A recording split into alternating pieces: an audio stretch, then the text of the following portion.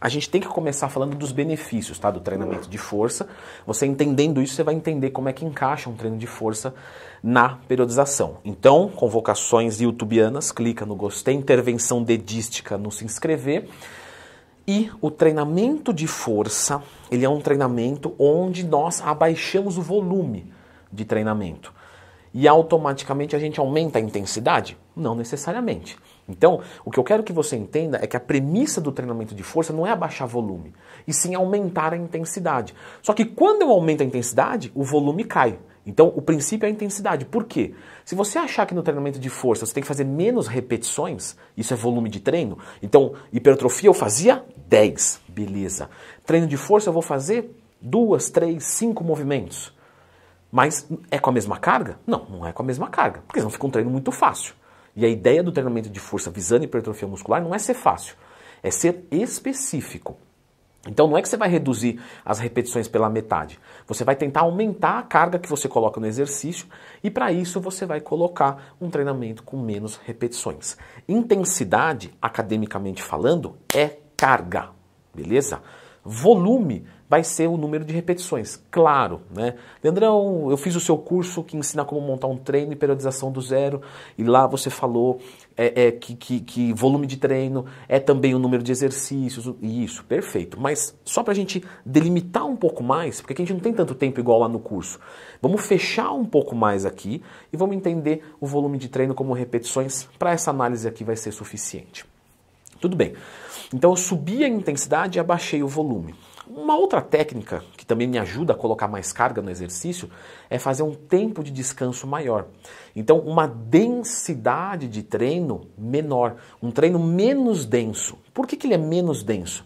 Porque presta atenção no seguinte, 10 minutos fazendo supino. Se eu fizer, por exemplo, 10 repetições e eu fizer 3 minutos de intervalo, em 10 minutos eu vou conseguir fazer quanto? 3 séries? Tá. E se eu colocar 5 minutos de intervalo? Só não dá para fazer 2 séries. Ou seja, os dois são 10 minutos fazendo supino. Só que o que você colocou um tempo de descanso maior, ele ficou menos denso, menos compacto. Eu fiquei mais tempo descansando do que em tensão muscular. Então, esse é um outro princípio. O que eu vou encarar de vantagens com isso? Isso eu estou falando, tá, gente, empiricamente, certo? Eu e pessoas que treinam pessoas, né, percebem isso, por exemplo, nos meus alunos da consultoria. Chega uma hora que você começa a patinar no resultado. Isso é muito comum, tá? Lógico que tem intervenção de dieta, de um monte de coisas. Mas vamos nos focar aqui no tema, né? Vamos delimitar no treino, certo? E aí parece que você não evolui mais. E aí quando você dá um estímulo diferente, e esse estímulo diferente pode ser sim com menos carga e mais volume. Então fazer um treino de RML, que eu já expliquei aqui no canal, lembra de procurar Leandro Twin mais tema. Mas pode ser um treinamento de força. Quando você faz um estímulo diferente, parece que você destrava, não naquela semana, às vezes. Então o aluno vem fazendo hipertrofia, hipertrofia, hipertrofia, hipertrofia, começa a patinar, joga um treino de força, volta para hipertrofia, volta a resposta. Não tem assim pelo menos eu não conheço, alguém souber, escreve aí. Não tem um estudo falando, olha, isso, mas na prática é isso que acontece. Então, o que importa para você? É resultado? Então pode ir nessa que é sucesso. Leandro, é porque você está falando? Não, é porque a área já chegou nesse consenso. Na parte prática. A ciência tenta explicar a prática. Normalmente não é a prática que pega as coisas da ciência. Não, o pessoal observa o que está funcionando e tenta explicar através da ciência. É mais ou menos assim que pelo menos deveria ser. Bom, deixa pra lá, isso é problema de cientista. É só por isso que eu vou fazer? Não, também não. Quando você faz um treinamento de força, você também aumenta o que a gente chama de propriocepção. O que é essa propriocepção? É como o indivíduo se percebe no ambiente dado um estímulo. Então, por exemplo, eu estou lá passando um treino para um aluno meu da consultoria online. Eu não estou ali com ele, ok? Mas quando eu mando um treino de força, ele fala, opa, eu sou mais forte do que eu imaginava. Porque eu fazia supino com 30 quilos, 8 repetições, aí me pediram para fazer 3 repetições, eu aumentei a carga demais, coloquei 40 quilos de repente e ainda fiz 5, 6 movimentos. Então provavelmente o 8 ali estava pouco, dá para meter mais na próxima semana. Isso é legal. E isso não é de gente desavisada, certo? Mesmo eu que treino há muito tempo, né, Leandro, não parece que treina há muito tempo. Você não tem voz aqui no canal, ninguém perguntou nada. Então eu treino há muito tempo. E parece que eu treino há muito tempo. Às vezes a gente se subestima, é meio que normal. Então quando você pega uma semana e joga mais peso e vê que você aguenta aquilo, Beleza, show de bola. Então o treinamento de força também serve para a propriocepção. E aí nós podemos continuar falando aqui que aumentar a força é legal para hipertrofia, porque a musculação é um esporte de força, certo? Não é um esporte de resistência, ainda que envolva resistência, mas ele é principalmente de força. Então a gente tem uma série de benefícios. Aí como é que eu faço para encaixar isso na minha periodização de treinamento? Nós temos que lembrar, pessoal, que quando a gente joga uma carga mais alta, a gente costuma sobrecarregar a nossa articulação, certo? Então eu vou dar 2 exemplos para ficar fácil de você entender, tá? Vamos fazer o seguinte, ó, os 2 exercícios, vamos colocar aqui, supino, os 2 até a falha. Só que esse eu vou levar até a falha com 20 repetições e o outro eu vou levar até a falha com 3 repetições. Os 2 estão indo até a falha, ou seja, o músculo vai se ferrar nos 2, ok?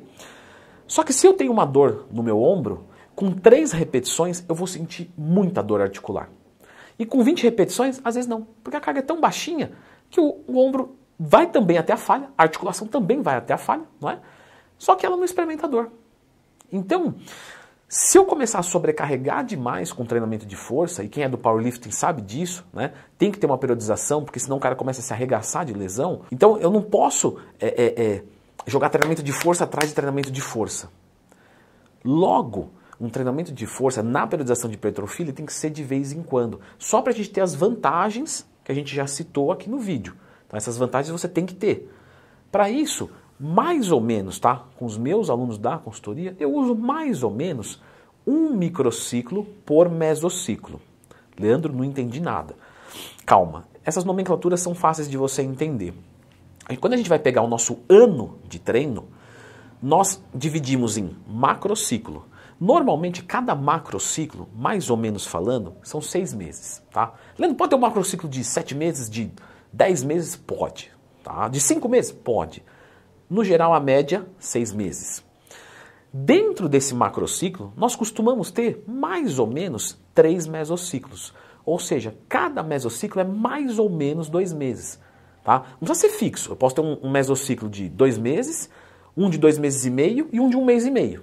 No mesmo macrociclo. Beleza, não tem problema. Tudo é questão de estratégia. Mas vamos entender que então cada mesociclo são mais ou menos 8 semanas? Cada semana é mais ou menos um microciclo. Então, um microciclo dentro de um mesociclo é 1 semana a cada 2 meses. Mais ou menos falando.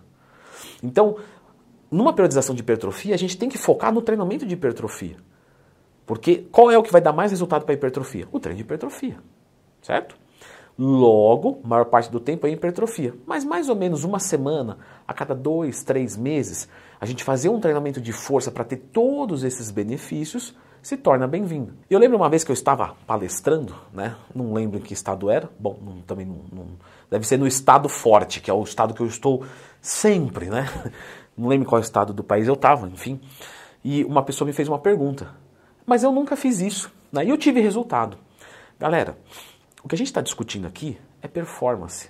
Resultado, presta atenção no seguinte, você que é iniciante, você vai para a academia, qualquer coisa que você fizer vai dar certo. Eu vou fazer supino todo dia, você vai crescer. Eu vou fazer supino 1 vez por semana, você vai crescer. De qualquer jeito, o que a gente está discutindo aqui é qual é o caminho mais interessante para isso? Qual que é o caminho mais seguro para isso? Qual que é o caminho mais eficiente? O que é eficiência? É chegar lá, mas chegar lá o mais rápido possível. Eu posso ir para a Europa de navio e demorar 1 ano para chegar. E eu posso ir de avião e demorar 10 horas para chegar. O que é mais eficiente? Os 2 chegam no mesmo lugar, só que um chegou mais rápido. Eu poderia ir de jet ski. Tudo bem, eu posso ir de barco. Qual que é o mais seguro? Não é? É melhor eu ir de navio, então, do que de jet ski. Ainda que eu possa ser que eu chegue, mas a chance de morrer é alta. Então a gente está discutindo o quê? Segurança. Então é um pouquinho disso que eu trago para vocês. Você não abriu esse vídeo para ter resultado qualquer um. Não, você abriu esse vídeo para que você consiga um resultado surpreendente, certo? É isso que eu tento trazer para você. Vou conseguir sempre? Não sei, espero que sim. Aí você vai me dizendo aí nos comentários. Mas eu estou aqui com esse voto de te ajudar o máximo que eu puder, certo? E pensando nisso, eu vou deixar a indicação de um vídeo aqui sobre o treinamento de RML, resistência muscular localizada, que ele inverte esses parâmetros, né? Mais volume, menos intensidade, que também é importante, principalmente para a longevidade no esporte. Então dá uma conferida aqui.